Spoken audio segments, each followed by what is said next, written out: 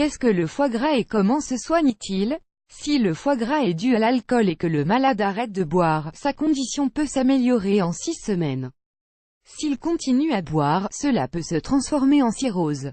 Vous avez peut-être déjà entendu parler de cette maladie qui affecte les adultes, autour de 25% de la population, et qui consiste en l'accumulation de graisse dans les cellules hépatiques. N'hésitez pas à lire cet article dans lequel nous allons vous expliquer ce qu'est le foie gras et comment soigner cette affection. Le foie gras. Plus d'informations. Le foie gras, également connu sous le nom de stéatose hépatique, est un problème lié à l'obésité, l'hypertension, le fort cholestérol et le diabète, puisque 80% des patients qui ont ces maladies en souffrent. Le diagnostic du foie gras se fait à l'aide d'une échographie. Elle permet de déterminer le stade d'avancée de la maladie et la quantité de graisse présente dans le foie. Une biopsie hépatique. Elle apporte un diagnostic définitif et indique les personnes qui ont le plus de risques de souffrir d'hépatopathie. Les tests en laboratoire. En général, les valeurs sont de 2 à 3 fois au-dessus de la normale quand un patient souffre de ce problème hépatique. Les augmentations se remarquent dans le glucose, le cholestérol et les triglycérides. Deux types de foie gras. Il est possible de différencier deux grands groupes de patients. Le foie gras dû à l'alcoolisme. L'organe n'a pas la capacité de décomposer les graisses et il les accumule. Toutefois, si la personne arrête de boire de l'alcool, après 6 semaines, sa condition s'améliore nettement. Si au contraire, elle continue à boire ou qu'elle augmente son ingestion d'alcool, la maladie peut empirer ou se transformer en cirrhose. Le foie gras non dû à l'alcoolisme. Comme nous le disions précédemment, le foie gras est causé par le diabète de type 2, le cholestérol élevé, la consommation de certains médicaments et les régimes drastiques. Quels sont les signes d'alerte du foie gras? Dans de nombreux cas, les personnes ne montrent pas de symptômes. Cependant, il existe certains signes qui peuvent indiquer que l'on n'a plus de risque de souffrir de foie gras. Si vous êtes une femme d'âge moyen et en surpoids. Si vous avez des troubles du taux de sucre ou de graisse dans le sang, diabète ou cholestérol. Si un membre de votre famille a souffert ou souffre de problèmes hépatiques. Si vous avez des habitudes alimentaires peu saines. Si vous souffrez de fatigue chronique ou de mal-être au niveau de la partie supérieure de l'abdomen. Si vous ne parvenez pas à réduire vos niveaux de triglycérides. Comment éviter le foie gras? Ces conseils peuvent vous aider à ne pas souffrir de stéatose et à réduire les symptômes. Réduisez l'ingestion de sucre et de farine raffinée, de graisse d'origine animale et d'alcool. Consommez plus de légumes, de fruits et de fruits secs. Suivez la diète méditerranéenne qui est l'une des meilleures qui existent. Réalisez des exercices physiques 2 à 3 fois par semaine. Ne consommez pas trop de médicaments comme les anti-inflammatoires, les analgésiques, les œstrogènes ou les antimycosiques. Réduisez votre poids corporel de manière graduelle, et non pas avec des actions drastiques.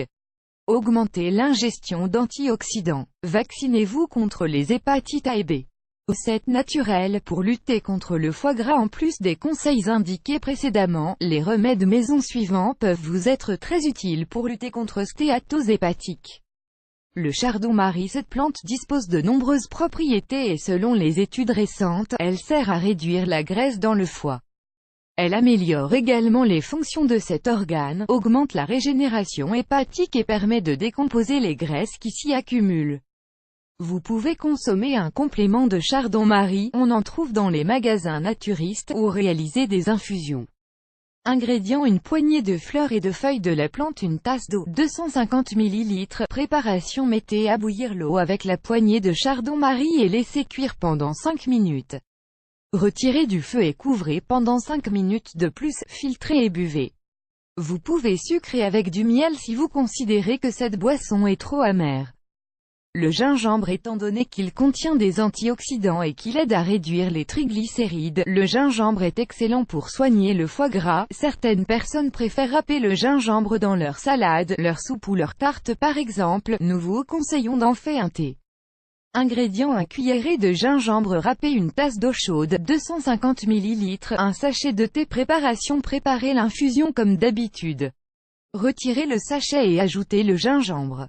Remuez bien et buvez quand c'est encore chaud. La pamplemousse. Ce fruit est excellent pour soigner le foie gras et le prédiabète. L'un des composants les plus importants du pamplemousse est la naringine, qui a la capacité d'activer les chimiques chargées de l'oxygénation des acides gras. Il peut également diminuer la graisse du corps et atténuer le syndrome métabolique, de facteurs liés à la stéatose hépatique. Mangez un pamplemousse à jeun chaque matin. L'artichaut. N'hésitez pas à ajouter ce légume à votre régime alimentaire pour améliorer la santé de votre foie. Il n'apporte pas trop de calories, c'est un diurétique parfait et il aide à réguler les niveaux de sucre et de cholestérol dans le sang. Vous pouvez en consommer en sauce, en assaisonnement, en salade composée ou en velouté. Le pissenlit, cette plante sylvestre qui pousse à n'importe quel endroit, dispose de nombreuses propriétés médicinales. Il s'agit de l'un des plus puissants purificateurs naturels, qui permet de nettoyer le foie et d'améliorer la santé hépatique. Si vous avez la possibilité de planter du pissenlit, même dans un pot, n'hésitez pas. Ingrédients: une poignée de feuilles et de fleurs de la plante, une tasse d'eau, 250 ml. Préparation: faites bouillir l'eau avec le pissenlit pendant 10 minutes. Laissez reposer pendant 5 minutes supplémentaires, filtrez, sucrez et buvez. Vous pouvez en boire jusqu'à 3 tasses par jour.